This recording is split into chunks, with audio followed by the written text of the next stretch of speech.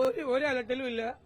ഞങ്ങള് പ്രഖ്യാപിച്ച പല കാര്യങ്ങളും ചെയ്ത്, ഒന്ന് രാഹുൽ ഗാന്ധി ഇടപെട്ട് കർണാടക ഗവൺമെന്റിനെ കൊണ്ട് ചെയ്യിപ്പിച്ച 100 വീടുകളുടെ പണം കൈമാറി.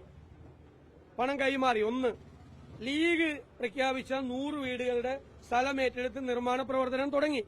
അപ്പൊ എത്രയും 200 വീടായി, ആകെ 400 വീടേ ഉള്ളൂ. ഇനി ഞങ്ങളുടെ സ്ഥലം കിട്ടാൻ അടുത്ത ആഴ്ച ഞങ്ങളുടെ രജിസ്ട്രേഷനാണ് സ്ഥലത്തിന്റെ. ആ രജിസ്ട്രേഷൻ കഴിഞ്ഞാൽ ഉടൻ തന്നെ 10 ദിവസത്തിനുള്ളിൽ പ്ലാൻ അംഗീകരിച്ച് ഞങ്ങളുടെ നിർമ്മാണ പ്രവർത്തനം ഞങ്ങൾ തുടങ്ങും. അപ്പൊ 300 വീടാവും. അപ്പൊ ആകെ 400 വീടേ നിർമ്മിക്കേണ്ടേ ഉള്ളൂ. അപ്പൊ 300 വീട് നിർമ്മിക്കുന്നത് UDF-ആയിട്ട് ബന്ധപ്പെട്ട് കോൺഗ്രസുമായിട്ട് ബന്ധപ്പെട്ടാണെന്ന് മനസ്സിലാക്കിയാൽ മതി. അപ്പൊ സർക്കാർ ബാങ്കിലിട്ടിരിക്കുന്ന 742 കോടി രൂപ ഇപ്പോഴും ചികിത്സാ ചെലവ് കൊടുക്കുന്നില്ല, അവിടെ ഇപ്പോഴും റെന്റ് കൊടുക്കുന്നില്ല പലർക്കും. അപ്പൊ ആ കാശ് അവിടെ ഇട്ടിട്ട് സർക്കാർ എന്ത് ചെയ്യുക? അതാണ് ചോദ്യം. ഞങ്ങളുമായി ബന്ധപ്പെട്ട് പറഞ്ഞ 300 വീട് അവിടെ വരും.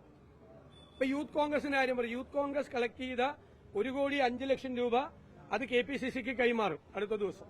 ഇതെല്ലാം ക്ലിയറാണ്. അല്ല, അത് ഞാൻ സർക്കാർ ഒരു കൊല്ലമെടുത്തു ഭൂമി കണ്ടെത്താൻ വേണ്ടിയിട്ട്.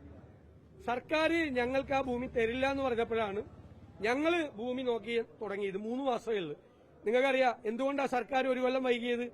വയനാട്ടിലെ പല ഭൂമി നിയമപ്രശ്നങ്ങളിൽ കുരുങ്ങിക്കിടക്കുക. നിയമപരമായ പരിശോധന പൂർണ്ണമായി നടത്താതെ ഒരു ഭൂമി എടുക്കാൻ പറ്റില്ല. സർക്കാർ ഒരു കൊല്ലം താമസിച്ചപ്പോൾ ഞങ്ങൾക്ക് 3 മാസം താമസിക്കാൻ പാടില്ല ഭൂമി എടുക്കാൻ. എന്നിട്ട് വ്യാപകമായി ഇതിൽ പ്രചരണമാണ്. ഞാൻ തട്ടിയെടുത്തു പൈസ. ഇന്നലെ ഞാനൊരു CPM-ന്റെ അവിടെ ഇരുന്ന ഒരാൾ എല്ലാ ദിവസവും 10 കാർഡ് ഇറക്കണ്ടല്ലേ എനിക്കെതിരായിട്ട്.